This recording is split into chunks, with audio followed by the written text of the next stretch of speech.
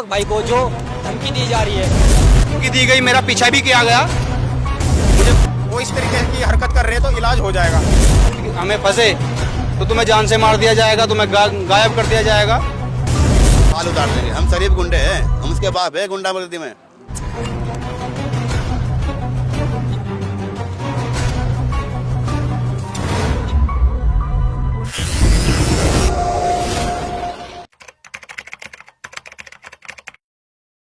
जहन में ये बात ये लोगों के दिमाग में नहीं पच पा रही है कि एक दलित समाज के घर से निकला हुआ एक व्यक्ति आज बहुजन समाज की आवाज़ बनकर पूरी कलियर विधानसभा के अंदर काम कर रहा है।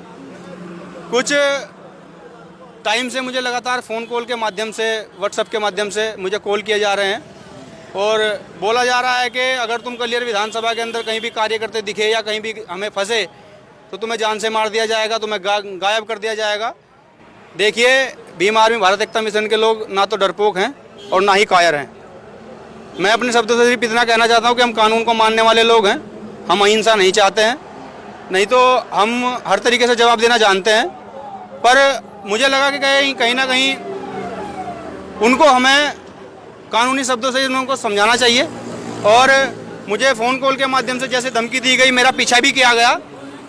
मुझे बाद में फ़ोन कॉल के माध्यम से बताया गया कि तू आज बच गया है, नहीं तो आज तेरा काम तमाम हो जाता। मैंने कहा भाई कोई बात नहीं, तो टाइम धर मैं आ जाता हूँ, क्योंकि कई मामले क्लियर के अंदर हुए हैं जिसमें मैंने बढ़ चढ़कर समाज का साथ दिया है, समाज की एक आवाज़ को बुलंद किया है। कहीं ना कहीं वो आवाज़ दबाने का काम करने के लिए मुझे धमकाया जा रहा है, डराया जा रहा है। देखो, मैं दबने वाला नहीं हूँ, डरने वाला नहीं हूँ। बहुजन समाज का एक सच्चा सिपाही हूँ, भीम आर्मी भारत एकता मिशन का एक सच्चा सिपाही हूँ।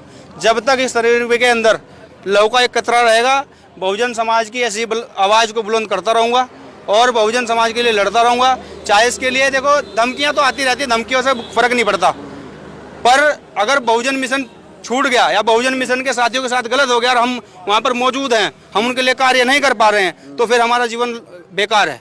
क्या लगता है कि किसी पार्टी का, क्योंकि अभी आज़ाद समाज पार्टी निखर कर आई है, किसी पार्टी का हाथ है, विपक्ष का हाथ है, क्या कुछ? देखिए, ये तो जो फ़ोन कर रहा है ये तो उसको पुलिस लेके आएगी। जब मैंने भी तहरीर मैं इंचार्ज साहब को दूंगा सांतरफा चौकी में, मैं उनको बुलवाऊंगा यहाँ पे, फिर देखता हूँ कि उनकी क्या मानसिकता है क्या नहीं है, क्योंकि मुझे कानून के ऊपर विश्वास है, भरोसा है।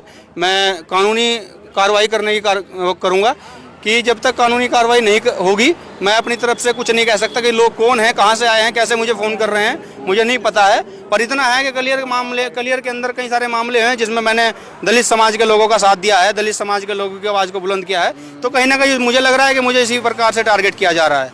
देखिए, राजनीतिक घोलमेल तो कहीं नहीं जाएगा, क्योंकि हमारे जो साथी हैं वो ज़्यादातर मोमडन हैं, दलित समाज का साथ दे रहे हैं जो बढ़ चढ़ कर, और निरंतर हमारे साथ कंधे से कंधे मिलाकर चल रहे हैं। यह कोई वही तुच्छ मानसिकता के लोग हैं जो अपना चेहरा चमकाने के लिए एक विधानसभा अध्यक्ष को टारगेट बना रहे हैं। और मैं यही कहना चाहूँगा कि इस पर कानूनी कार्रवाई की जाए, क्योंकि आज़ाद भारत में आज भी एक क्षेत्र में जाने से रोकना और धमकी देना यह एक तरह से गुंडागर्दी है। और इस गुंडागर्दी को मैं चाहता हूँ अपने क्षेत्र में नहीं, हर जगह बंद होनी चाहिए।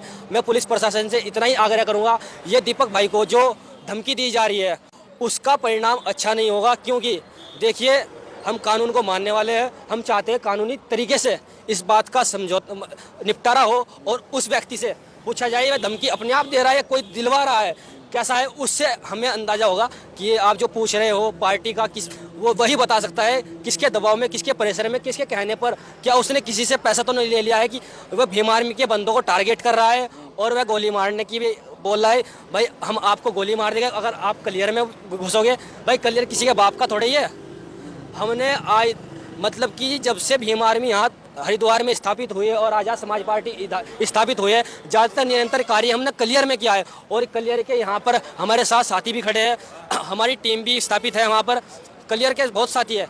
वो हर ये कहा है किसी ने, भाई गंदी नाली का कीड़ा हर जगह मिलता है, वह एक उनमें से वही व्यक्ति होगा जो दीपक भाई को गाली गलौज कर रहा है और धमकी दे रहा है। लेकिन उसको ये नहीं मालूम है भीम आर्मी ताकतवर है अपने आप में, वो अपने आप ही फैसला कर सकती है और कानून के द्वारा कानून हमारा साथ देता है। हमें अपने आप करने की जरूरत ही नहीं है, क्योंकि हमें अपने कानून को हाथ, भाई हम ही तो बोलते हैं कानून हमारे बाप ने बनाया है तो हम उसका सम्मान करते हैं। तो मैं प्रशासन से कोई बातचीत हुई इस संबंध में? प्रशासन से बातचीत हुई है। अभी चौकी इंचार्ज साहब कोई घटना घट गई है उस स्थल पे गए हैं, अभी आने वाले हैं, अभी बात होगी। और हम प्रशासन से उम्मीद भी पूरी करते हैं, विश्वास है वो हमारी बात को सुनते हैं, अब तक सुनता है। हमें संतर शाह चौकी से कोई निराशा आज तक निराशा नहीं हुए है, और जहाँ भी हुआ है अच्छा ही हुआ है हमारे लिए। और मैं यही प्रशासन से यही आग्रह करूँगा, आज भी हमें न्याय की और न्याय दे। अब ये दीपक भाई जो भीम आर्मी के विधानसभा अध्यक्ष हैं, उनके जान से मारने की धमकी मिली तो हम यहाँ इकट्ठे हुए। और चौकी इंचार्ज साहब यहाँ पर अभी नहीं है, क्योंकि पास ही में एक घटना हुई है गोली चलने की, तो वे वहाँ पर मौजूद हैं।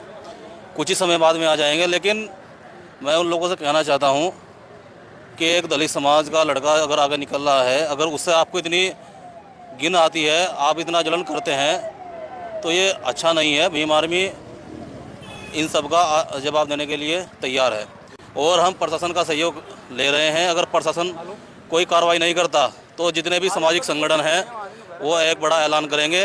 अगर ऐसा हो जाता है, कोई अनहोनी घटना घट जाती है, तो इसका जिम्मेदार पुलिस प्रशासन होगा। देखिए, जैसा हमें पता चला कि हमारे विधानसभा अध्यक्ष दीपक भाई को फ़ोन कॉल के या व्हाट्सएप कॉल के माध्यम से जो धमकी दी जा रही है, और आज हम यहाँ संतर शाह चौकी में पहुँचे हैं।